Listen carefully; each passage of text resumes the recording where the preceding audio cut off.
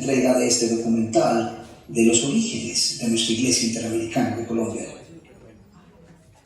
En el capítulo anterior, la señora Letty de Coleman, misionera de la OMS Internacional y proveniente desde los Estados Unidos, llega al país y siembra la semilla. Los primeros oyentes no fueron muy receptivos, pero poco a poco el Evangelio va calando en sus corazones. Surgen nuevos obreros y con ellos la misión es esparcir el Evangelio por todo el país. Pero era necesaria una estrategia para lograr capturar la atención de las gentes.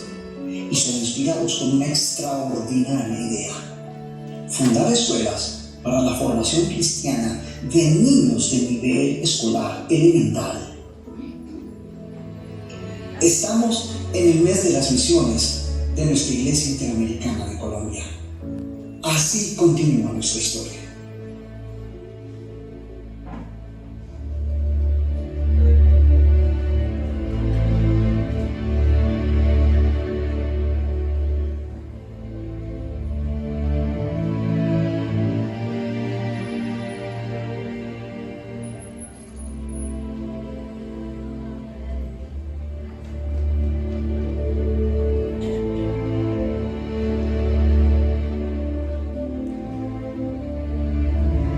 Misionera norteamericana Carol Harding y la maestra colombiana Inés Vargas se iniciaba un proyecto que sería estratégico en la configuración de la Iglesia Interamericana, los colegios interamericanos. Ahora, la estrategia para acercarse a la comunidad y evangelizar sería la fundación de escuelas de educación básica como gancho para introducir el Evangelio. Gracias a la capacitación que recibían los creyentes colombianos, surgen nuevos obreros que hicieron parte fundamental de la difusión del Evangelio por distintas zonas del país. Este es el caso de la señorita Celina Soto y Carmen Osma. Ellas fueron enviadas a Puerto Carare, cerca de Puerto Berrío.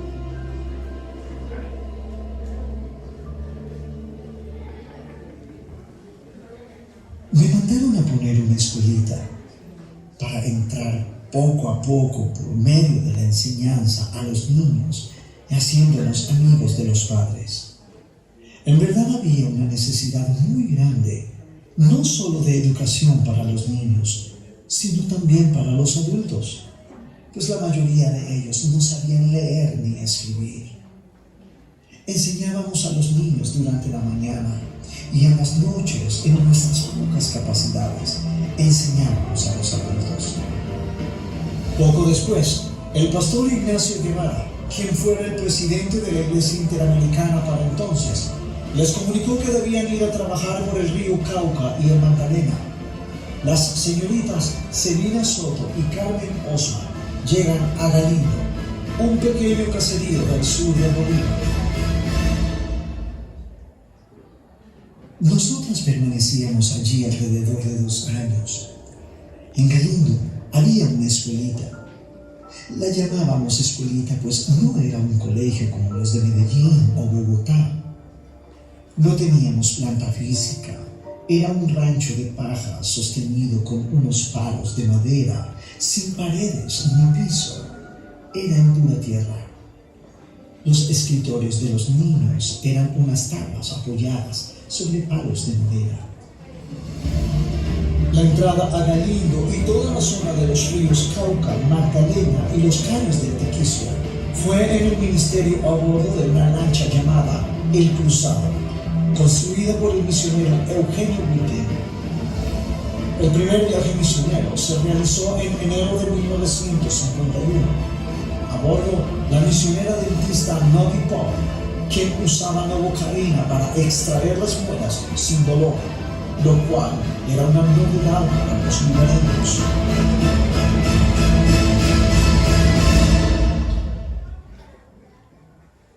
Yo para ese tiempo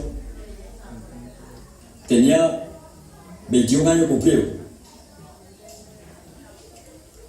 y que por primera vez yo he cruzado con un equipo de trabajo, no solamente predicando el Evangelio, y llevando, exaltando al Señor con música cristiana, sino que también llevo un equipo con médicos, con un servicio a nivel social, de tal manera que llegaron con odontólogos y medicina general y músicos, y otro servicio más como es repartir las cosas a la gente necesitada, ropa, alimento y medicina a la gente. Esa experiencia de haber conocido al Señor cuando llegó esa hermosa lancha, donde ahí venía, digo, el Señor, hablando cosas que aún nosotros nunca habíamos escuchado. Y eso es una experiencia grande, porque nosotros nunca habíamos escuchado del Evangelio, habíamos escuchado de Biblia, habíamos escuchado de nadie. Gracias a la labor misionera de los norteamericanos y de los misioneros colombianos, como las señoritas Celina Soto y Carmen Oswald, entre otros, se establecieron 16 escuelas cristianas en áreas rurales. El número de convertidos aumentó y más de 30 puntos de predicación en toda la zona se habían consolidado. Toda esta labor fue desarrollada en medio de la oposición de las autoridades civiles y eclesiásticas, quienes promovían la violencia contra los protestantes. Vinieron esa brigada de magos a sellar la iglesia, y el señor Horacio Peña se puso en la puerta así, abierto el brazo, y el policía con el baritón para abrir los postes, meterle palos porque lo iban a sellar. Entonces dijo, bueno pues, cobre pues, y él tenía el pie ahí donde iban a meter, y los demás, el personal de la iglesia estaba ahí, y él se metió y dijo que metiera pues, para decir que me echaban el pie, y cuando iban a picar para tirar, él metía el pie, y eso fue la tragedia ese día. Bueno, al fin dejamos que ellos cerraran la iglesia, la cerraron. Y fue una persecución grande. En el 1954 ya había la violencia religiosa, que nos decían los protestantes. No nos decían otra palabra sino eran los protestantes. Se levantó la iglesia, el clero, directamente en contra de los protestantes, y hubo mucha persecución. Gracias a Dios que ahí en Galindo no hubo un maltratado, pero sí lo cerraron muchas veces el templo, sellándolo, con la policía, con el mismo alcalde, el teniente de la policía, y así pues hasta el cura venía también en ese mismo. Era un combo totalmente dispuesto a acabar con la obra, pero así no menguaba la fe. Antes contrario, más se multiplicaba, porque mientras estaban siendo atacados acá por alguna parte, por otra parte teníamos buena acogida a llevar el evangelio a los otros pueblos, a las otras comunidades. La buena acogida que tuvo la predicación del evangelio en el Bajo Cauca planteó nuevos desafíos a la misión. El evangelio tuvo una acogida en la comunidad de Galindo, que el 80% se convirtió de los habitantes del pueblo, el 80%. Recuerdo que cuando llegaban los misioneros directamente, casi todos asistíamos a las reuniones de ellos en la plaza pública, a oír el evangelio.